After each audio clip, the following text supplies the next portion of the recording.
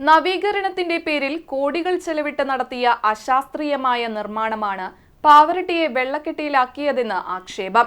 വേണ്ടത്ര പഠനം നടക്കാതെ നടപ്പാക്കിയ പ്രവർത്തികളാണ് ഇപ്പോഴത്തെ ദുരവസ്ഥയ്ക്ക് കാരണമെന്ന് കോൺഗ്രസ് ആരോപിച്ചു. അനാവശ്യമായി റോഡ് ഉയർത്തിയതും കാനയുടെ ആഴം കുറച്ചതും വെള്ളപ്പൊക്കത്തിന് കാരണമായെന്ന് കോൺഗ്രസ് ആരോപിച്ചു. കുണ്ടുവക്കടവ് റോഡിൽ നിർമ്മിച്ച കൽവേർട്ടിന് ഉയരം കൂടിയതിനാലാണ് റോഡ് വളരെയധികം ഉയർത്തേണ്ടി വന്നതെന്നും ചൂണ്ടിക്കാട്ടി. വികസനത്തിലെ അപാകതകൾ ചൂണ്ടിക്കാട്ടി കോൺഗ്രസ് നിരവധി സമരങ്ങൾ നടത്തിയെങ്കിലും അധികാരികൾ ചെവിക്കൊണ്ടില്ല. കുണ്ടുവക്കടവ് റോഡ് വഴി കായലിലേക്കും പൂച്ചേരി തോട് വഴി ചമ്പ്രം തോട്ടിലേക്കുമാണ് സെന്ററിലെ വെള്ളം പോകേണ്ടത്. അതിനുള്ള സാഹചര്യം ഉണ്ടാക്കാതെയാണ് വികസനം നടത്തിയത്. പൂച്ചേരി തോട് വഴി ചമ്പ്രം തോട്ടിലേക്ക് പോകുന്ന കാനയുടെ വശങ്ങൾ വൃത്തിയാക്കലും നടത്തിയിട്ടില്ല. മഴക്കാലത്തിനു മുന്നോടിയായ കാനകൾ വൃത്തിയാക്കാത്തതും വെള്ളക്കെട്ടിനു കാരണമായെന്ന് പ്രതിഷേധത്തിൽ സംസാരിച്ച മണ്ഡലം പ്രസിഡന്റ് ആൻഡോ ലിജോ ആരോപിച്ചു.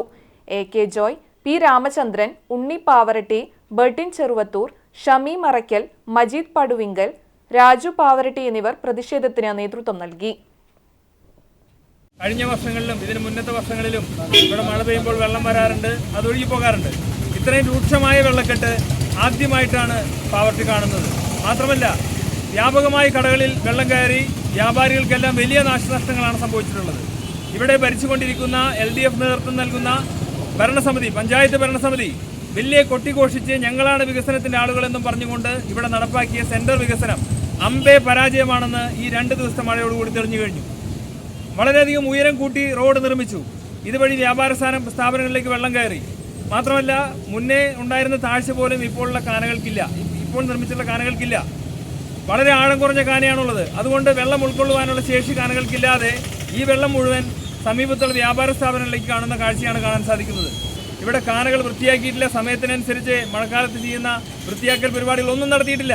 ഇതിന് നേതൃത്വം നൽകുന്ന പഞ്ചായത്ത് പ്രസിഡന്റുടെ സ്ഥലത്തില്ല. പഞ്ചായത്ത് മെമ്പർമാർ തിരിഞ്ഞു നോക്കുന്നില്ല. യാതൊരു തരത്തിൽ ഉത്തരവാദിത്വമില്ലാത്ത LDF നേതൃത്വം നൽകുന്ന ഭരണസമിതി ജനങ്ങളെ അങ്ങേയറ്റം ബുദ്ധിമുട്ടിക്കുകയാണ്. ഇത് 2 ദിവസത്തെ മഴയ്ക്ക് ഇത്രയാണെങ്കിൽ ഇനി വരാൻ പോകുന്ന മഴക്കാലത്തെ അവസ്ഥ എന്തായിരിക്കും? അടിയന്തരമായി പഞ്ചായത്ത് ഭരണാധികാരികൾ ഈ വിഷയത്തിൽ ഇടപെട്ട് പരിഹാരം കാണാൻ മുന്നോട്ട് വന്നില്ലെങ്കിൽ അതിശക്തമായ സമരവുമായി കോൺഗ്രസ് മുന്നോട്ട് വരുമെന്ന് ഈ അവസരത്തിൽ അറിയിക്കുന്നു.